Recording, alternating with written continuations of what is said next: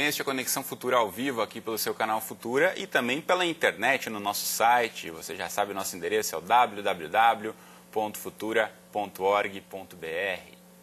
Bom, e a cada dia, pelo menos 27 cidadãos brasileiros homossexuais são vítimas de agressões físicas, violência psicológica ou algum tipo de discriminação.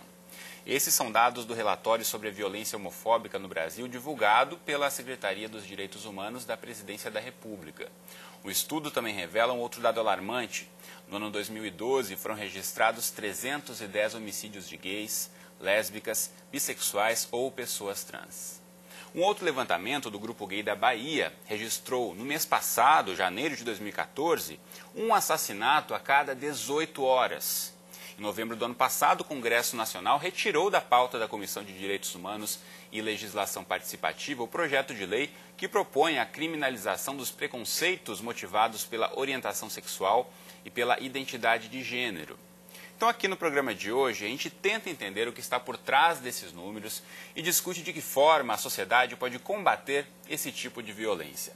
Para essa conversa, a gente recebe aqui no estúdio o antropólogo Luiz Motti, e também conosco a Marjorie Mack, que é coordenadora do Centro de Cidadania LGBT da região leste do Rio de Janeiro e presidente da Associação das Travestis. Você em casa, como sempre, também é nosso convidado, então aproveite para tirar suas dúvidas, participe da conversa mandando mensagens, comentários e opiniões para a gente. Pela rede social, você já sabe, tem duas formas de mandar o seu recado. A primeira delas, no facebook.com/canal Futura Oficial. Está aí para você na tela, você pode curtir, comentar, compartilhar nossos posts e deixar registrada aí a sua questão. Também na internet você tem como opção o Twitter, no microblog, mande mensagens para o nosso perfil que é o @canalfutura. Tem também como opção o nosso bom e velho telefone que é o 0 operadora 21 3523 4098. Enquanto você manda o seu recado do boa tarde aqui aos nossos entrevistados, tudo bem com vocês? Bem-vindos. Obrigado. Tudo bom? A gente vem recentemente registrando e acompanhando na mídia uma série de atos de violência contra homossexuais na cidade de São Paulo, principalmente. Aqui no Rio de Janeiro, nesse fim de semana, um casal de lésbicas foi agredido após um bloco de carnaval no centro da cidade. E tantos outros casos, como falamos aqui, esses números das estatísticas. E apesar disso, não há uma legislação voltada para defender essa população em relação à violência. Esse momento, você que acompanha há bastante tempo, Luiz, pelo Grupo Gay da Bahia, questão de violência contra homossexuais, o momento que estamos agora, a gente tem muito mais relatos e registros ou de fato a violência tem aumentado contra essa população? Infelizmente, o Brasil continua sendo o campeão mundial de assassinatos de homossexuais. Como você revelou, em janeiro, a cada 18 horas, um gay, uma travesti, uma transexual, uma lésbica foram violentamente assassinadas, vítimas de crime de ódio, pelo fato de ser homossexual. E hoje, no jornal aqui no Rio de Janeiro, aqui no Bangu, um pai matou o filho de 8 anos porque achou que ele parecia gay, porque dançava a dança do ventre e gostava de lavar louça. Quer dizer, a que ponto chegou o nosso país que um deputado, Bolsonaro, diz na televisão: prefiro meu filho morto do que gay. Então é fundamental que haja uma mudança de mentalidade. Educação sexual nas escolas, projetos de lei aprovados que equiparem a homofobia, que é o ódio anti-homossexual, ao racismo, punição severa dos que cometem qualquer tipo de discriminação contra gay, contra travesti, e uma política oficial do governo de sensibilização da população para que respeite os gays. Nós não queremos privilégios, nós queremos a cidadania, queremos ter o direito a viver a nossa essência existencial. Direitos iguais, nem menos, nem mais. Bom, Mário, de que forma a gente consegue pensar em algumas políticas públicas que já são desenvolvidas? Aqui no Rio de Janeiro, por exemplo, existe um centro de referência, mas isso é uma questão pontual. Se você analisar no país como um todo, né, muitas cidades, muitos estados não têm uma política para tratar dessa questão. De que forma você acredita que, a partir de iniciativas como o que acontece aqui no Rio, pode-se tentar mudar uma cultura em uma próxima geração? Bom, boa tarde, agradecendo o convite e espaço, mas eu acho que referências positivas são fundamentais para subsidiar, encorajar novas iniciativas. Eu acredito que no Rio de Janeiro nós conseguimos desenvolver uma iniciativa ousada e que aos poucos a gente vem vendo vitoriosa pelo fato de instituir um programa intersetorial que pudesse dialogar com todas as demandas que essa população trouxesse, que não fosse um serviço assistencialista, mas fosse um serviço acolhedor, para que a gente pudesse transformar também essas demandas, que até então são subnotificadas ou sem dados, em dados concretos para que pudessem respaldar a atuação do governo. Infelizmente, as gestões municipais e estaduais, elas são independentes, então fica praticamente impossível de desenvolver uma política única em todo o Brasil. Mas eu acredito que os estados que vêm testando e que vêm colhendo valorosos frutos, eles servem sim como incentivo, subsídio, encorajamento de outros gestores de assumirem sua responsabilidade enquanto ao tema, entenderem que não pode existir no seu estado, no seu município, uma categoria, seja ela qual for, que vivencie uma subcidadania. Muito bom, a gente está recebendo aqui no estúdio também o Gilmar Cunha, que é diretor do Grupo Conexão G de Cidadania LGBT. Bem-vindo, Gilmar, ao estúdio do Conexão Futura. Tudo bem com você? Boa tarde, tudo bem. Bom, a gente falava um pouquinho aqui sobre os casos de violência contra a população LGBT, lésbicas, gays, bissexuais e pessoas trans.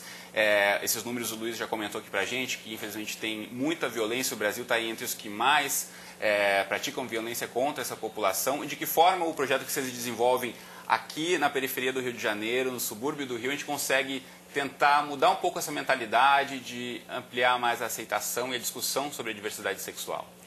Primeiramente a gente trabalha com a questão da respeitabilidade, né? Eu acho que a gente não tem que ser aceito, a gente precisa ser respeitado enquanto cidadão e cidadãos do Rio de Janeiro, né? E o projeto Conexão G, ele trabalha justamente em prol dessa população. Uma população que é invisibilizada, né? Assim como as transexuais e travestis do Rio de Janeiro e de todo o país, elas têm essa invisibilidade, a população LGBT moradora de favela também. Então, a gente tem feito cotidianamente um trabalho de intervenção comportamental para mudar essa população, né? A população como um todo, e também um trabalho de longo prazo de transformação desse território, né? Hoje, na Maré, a gente consegue fazer um desfile, né, da Parada do Orgulho LGBT, coisa que alguns anos atrás não era possível por questões de homofobia. A gente tem relatos, não tem dados porque esses dados não são quantificados, né? Quando o GGB fala sobre a questão da violência contra os sexuais. GGB é o Grupo Gay da Bahia, representado que o pelo Luiz Monte. Exatamente. Quando eles trazem esses dados para a realidade do nosso Brasil, esses dados ele não quantificam a questão da população moradora de favela. É sempre porque a população moradora de favela, ela sofre homofobia, ela sofre violência, mas ela não consegue denunciar por questões do poder paralelo. Entendeu? Então, quando esses dados ele vem à tona, ele vem, mas ele não vem com uma profundidade dentro desse território. É uma coisa que a gente está buscando, justamente buscar esses dados para que a gente possa dizer, nas favelas do Rio de Janeiro, os homicídios com a população LGBT é tanto, né? E juntar aos dados que já existem a nível nacional. Bom, esses dados, de certa forma, como o Gilmar aponta aqui, são dados que existem, esses registrados, mas se especula que sejam números muito maiores por conta da subnotificação, do difícil acesso desse registro também. Então, a gente voltando um pouquinho ao ponto inicial que falamos no programa, né, do projeto de lei 122, que trata da criminalização de crimes como homofobia. A gente não tendo uma legislação aprovada como essa, isso dificulta ainda mais os registros, Luiz? Com certeza. É absolutamente inaceitável que um país onde, se eu chamar a Marjorie, sua negra descarada, eu sou preso inafiançável, e se eu chamar ela, sua travesti descarada, não acontece nada. Vai depender da boa vontade do policial se sensibilizar que é um tipo de discriminação, do juiz considerar que é um crime tão grave quanto o racismo, de modo que os gays, as lésbicas, as travestis, os transexuais, nós não queremos privilégio, nós queremos ter o direito da sobrevivência.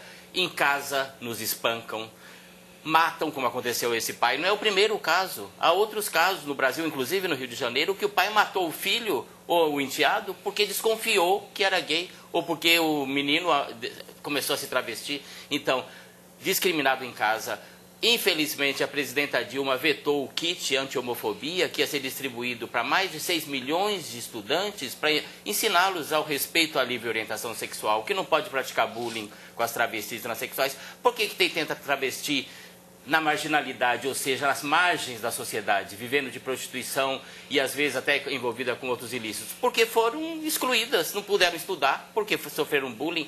Então, é fundamental que haja uma boa vontade do governo em aprovar leis.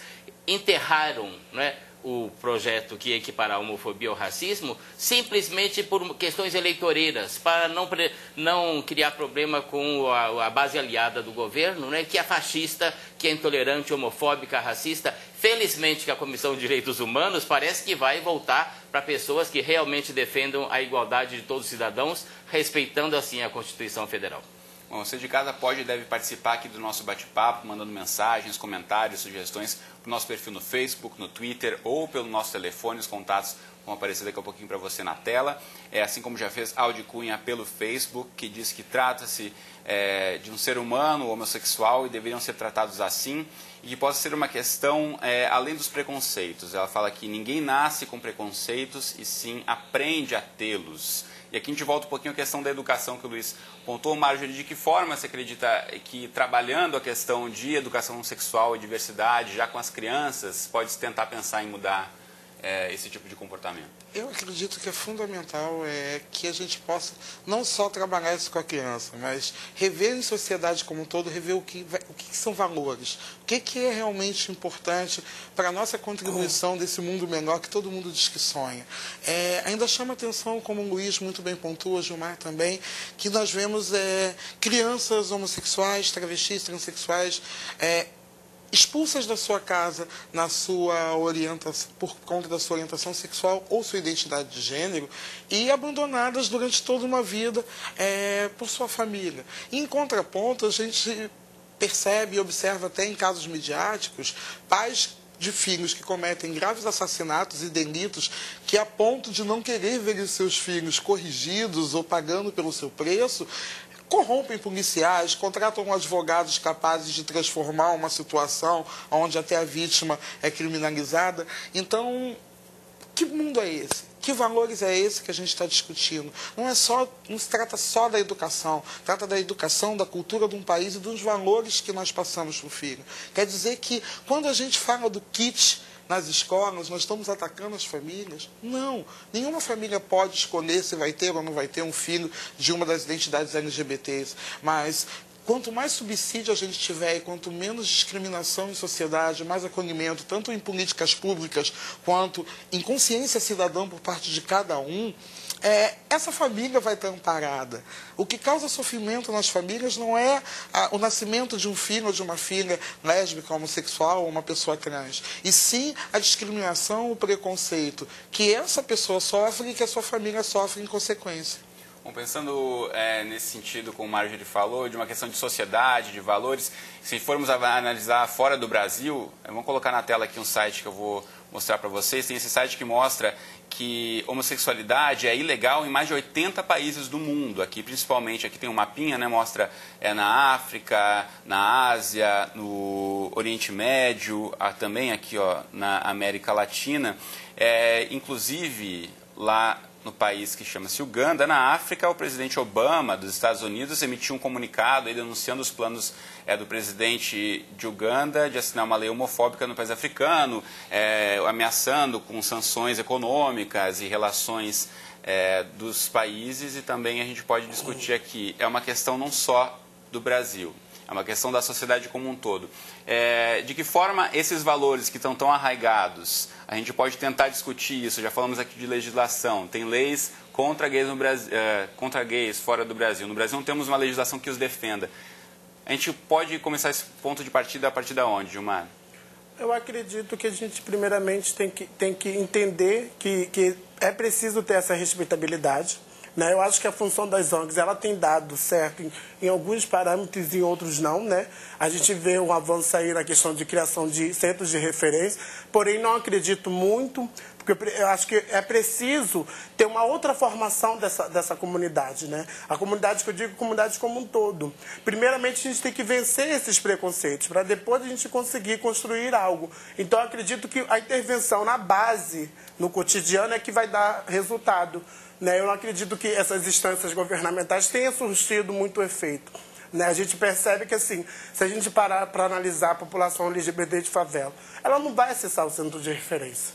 Então, porque ela não vai se deslocar da Maré, pagar passagem para chegar num espaço governamental. Só contando para quem não é do Rio de Janeiro, então Maré é uma comunidade que fica fora do centro do Rio de Janeiro, né? Na zona norte da cidade. Então, é preciso o quê? No cotidiano, interferir na vida desses indivíduos. Né, acabar com o preconceito nesse território para depois a gente conseguir pensar e construir um plano de transformação daquele território. Né? Então, eu acredito que através de projetos sociais é possível uma transformação. Na Maré, a gente tem desenvolvido um projeto que ele discute racismo, homofobia e prevenção de DST, HIV e AIDS, e tem dado muito certo, porque são encontros de jovens e que esses jovens se tornam agentes promotores da promoção dessas três temáticas. Então, os indivíduos saem dali com uma função de disseminar esse conhecimento que eles adquiriram em nossas oficinas. Marjorie falou uma questão relacionada à educação e à violência, muitas vezes, né, como os pais, às vezes, privilegiam certos comportamentos ou aceitam alguns ou não. Eu queria saber de você, Gilmar, de que forma a Maré, a gente sabe que é uma comunidade que acontece a presença do tráfico, muitas vezes, de atos violentos também. Isso de que forma aparece a questão de gênero, a questão da diversidade sexual frente à situação de violência e do tráfico de drogas? Isso é muito latente e forte, né? Por mais que o Conexão G ele existe há algum tempo na Maré, mas a gente ainda consegue perceber algumas repressão, né? Repressão essa que são muito fortes para o Conexão G.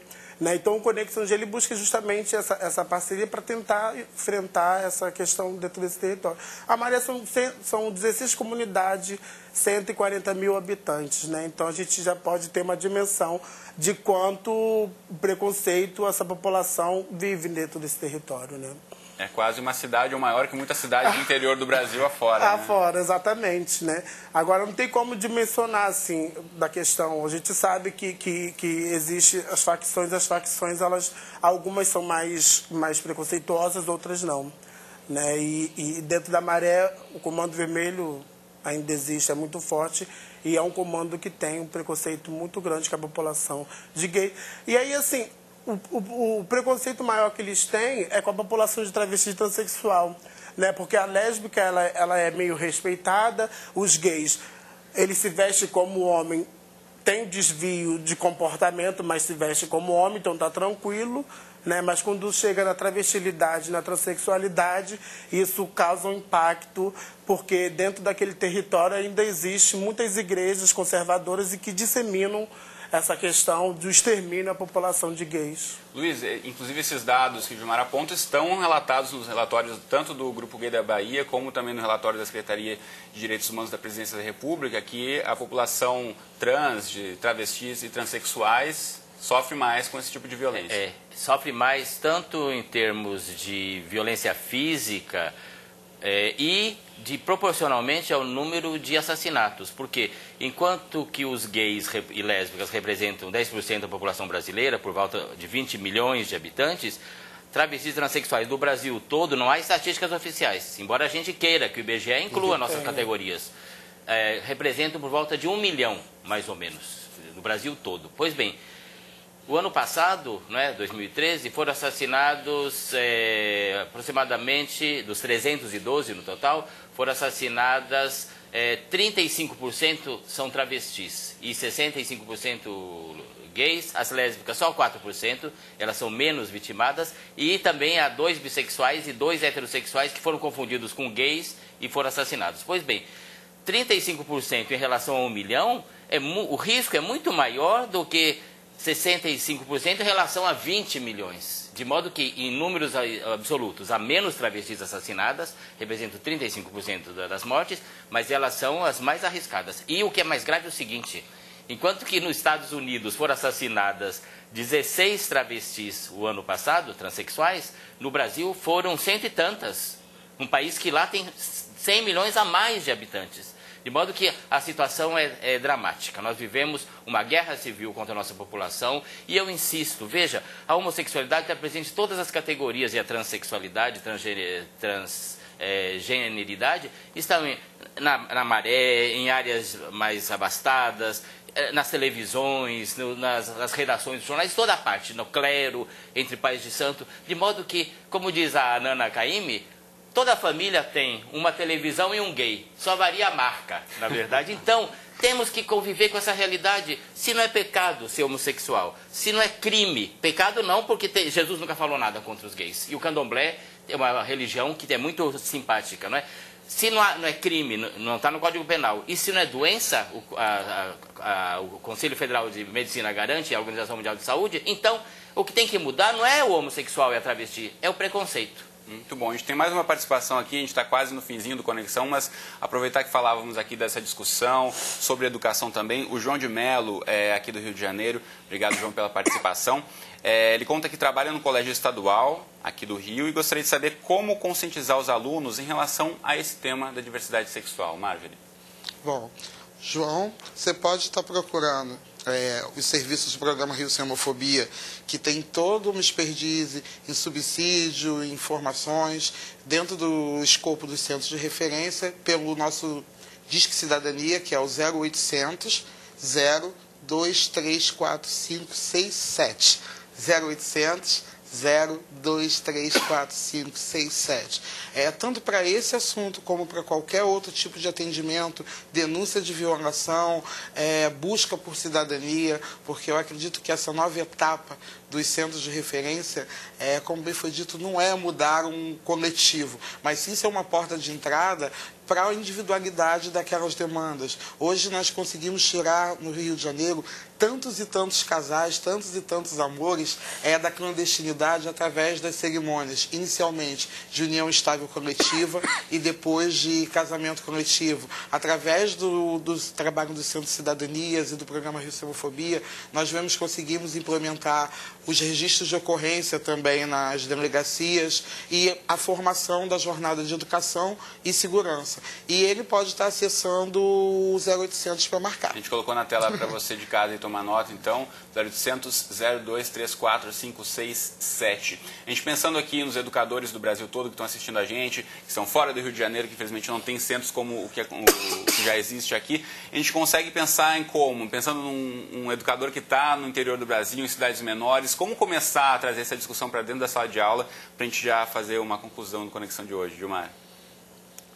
Aí fica difícil, né? É um desafio, né? É um desafio a ser enfrentado, né? Porque muitos já trabalham há algum tempo e não conseguem ainda estimular o coletivo educacional a trabalhar com essa temática, né?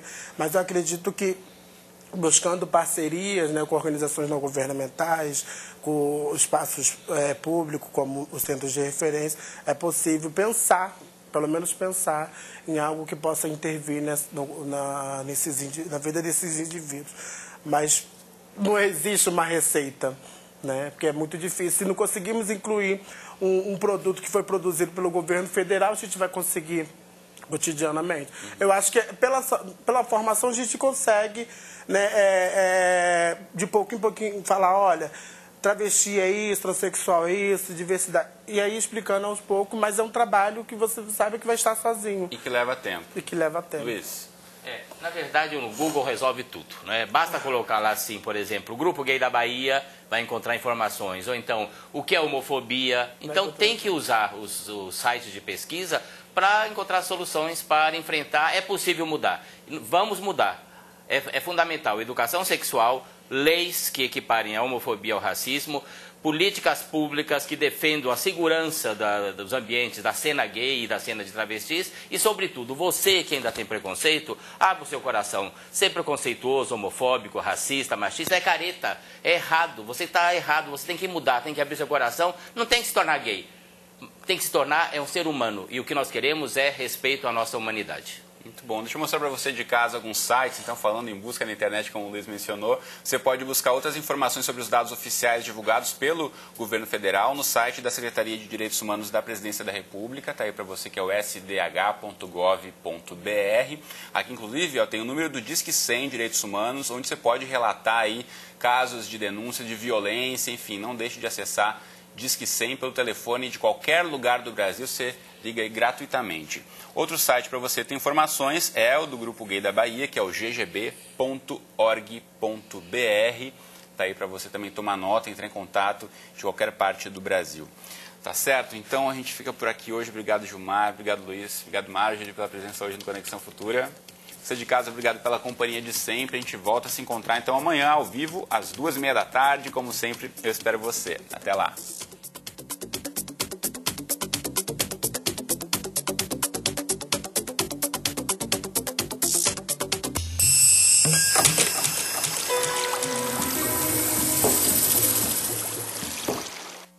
Olá, você vai assistir agora a faixa Euronews. São 10 minutos diários de notícias da Europa e do mundo sobre ciências, tecnologia e educação. Os programas aqui têm uma simpática narração em português de Portugal. Aproveite.